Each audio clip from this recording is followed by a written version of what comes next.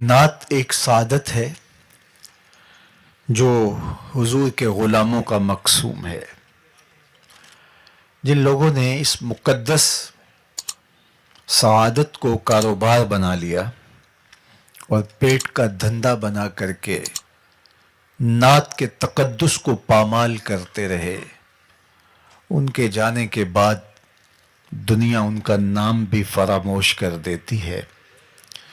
اور جنہوں نے نعت کو حضور کی بارگاہ میں با ادب حاضری کا ذریعہ قرار دیا اور عشق رسول کے پھیلاؤ کا اس کو ایک ٹول بنایا، پھر زمانہ ان کے جنازوں کو بھی رشک کی نظر سے دیکھتا ہے. بہت سال نوجوان تھا، آج ان کو مرحوم کہتے ہوئے کلیجہ منہ کو آتا ہے، لیکن یہ ایک اٹل حقیقت ہے کہ جو یہاں آیا ہے اس نے بہرحال پلٹ کے واپس جانا ہے. اس دنیا پر کسی کا مستقل قیام نہیں ہے. زندگی کی سانسیں لمحہ لمحہ ٹوٹ رہی ہیں اور میں اور آپ تیزی کے ساتھ موت کی طرف بڑھ رہے ہیں. یہاں کسی نے بیٹھ نہیں رہنا، بالآخر کوچ کرنا ہے. تو آئیے میں اور آپ اپنے آپ کو مالک کی دہلیز پہ لے جائیں اور موت کی تیاری کریں. مجھے بتاؤ کہ کسی کو پتا تھا کہ یہ چمکتا ہوا چہرہ اور یہ روشن پیشانی جب بولتا ہے تو لہجے کی خوشبو اطراف میں پھیل جاتی ہے، یوں ہی ہاتھوں سے نکل جائے گا؟ کیا میرے اور آپ کے خواب و خیال میں بھی کوئی 2-3 ماہ پہلے یہ کہانی تھی؟ لیکن یہ حقیقت واقعہ ہم اپنی آنکھوں سے دیکھ رہے ہیں. تو اس لیے میں نے اور آپ نے بھی یہاں سے رخصت ہونا ہے. تو خوش نصیب لوگ اور عبرت حاصل کرنے والے لوگ اپنی آخرت کی تیاری کرتے ہیں، ورنہ وہ لوگوں کی وفات پر چند لمحوں کے تعزیتی کلمات کہنے کے بعد اپنی غفلت شیار زندگی کا حصہ بن جاتے ہیں، اور پھر موت جب انہیں اچانک دبوچتی ہے تو پھر وہ کہتے ہیں کاش کہ ہم فلاں کے مرنے سے عبرت حاصل کر لی ہوتی.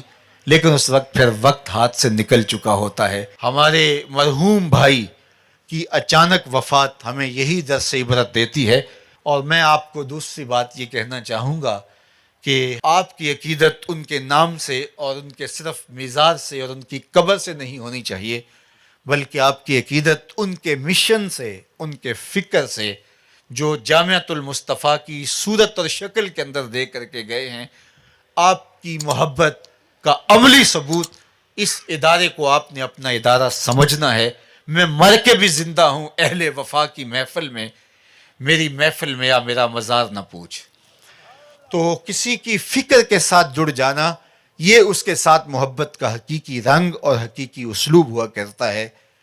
تو یہ انہوں نے ایک مثال بھی قائم کی. عمومی طور پہ ثنا خانوں کو پذیرائیاں بھی ملی ہیں، بہت بہت عزتیں بھی ملی ہیں، لوگوں نے مال بھی نچھاور کیا، لوگوں نے ان کے قدموں میں اپنی آنکھیں بھی بچھائیں. ثنا خانوں کی بہت ساری غلطیوں کو لوگ نظر انداز بھی کرتے ہیں، اس لیے کہ یہ حضور کی ثنا خانی کرتے ہیں، یہ حضور کی نعت پڑھتے ہیں. تو پھر ان کا بھی حق ہوتا ہے کہ جس دین نے، حضور کے نام نے ان کو جو عزتیں دی تو وہ بھی ریٹرن کریں اور وہ بھی کچھ پیش کریں. میں نے ایک زمانے میں کہا تھا کہ گلوکاروں نے اور کرکٹرز نے اپنی اس شہرت سے فائدے حاصل کر کے بڑے عالی نصب ہاسپٹل اور بہت کچھ جو ہے وہ فلاحی کام کھڑے کر دیے. کاش کہ یہ ثنا خاں مل کر کے ایک حسان بن ثابت یونیورسٹی ہی بنا دیں. کاش کہ یہ کوئی کام کریں اور ان کی مقبولیت سے امت کو کوئی فائدہ ہو. نعت خوانی صرف آپ کی زبان سے ہی ادا نہ ہو بلکہ عمل اور رویے بھی نعت خوانی پکارتے دکھائی دیں. تو لازم ہے کہ نعت خواں حضور کے نام کی یونیورسٹیاں اپنی مقبولیت کے ذریعے سے قائم کریں. تو میں خراج عقیدت اس قبر کی مٹی کو بھی پیش کرتا ہوں کہ جس قبر میں آسودہ خالد حسنین خالد مرحوم نے یہ ادارہ قائم کر کے حضور کے ساتھ اپنی وفاؤں کا ثبوت دیا.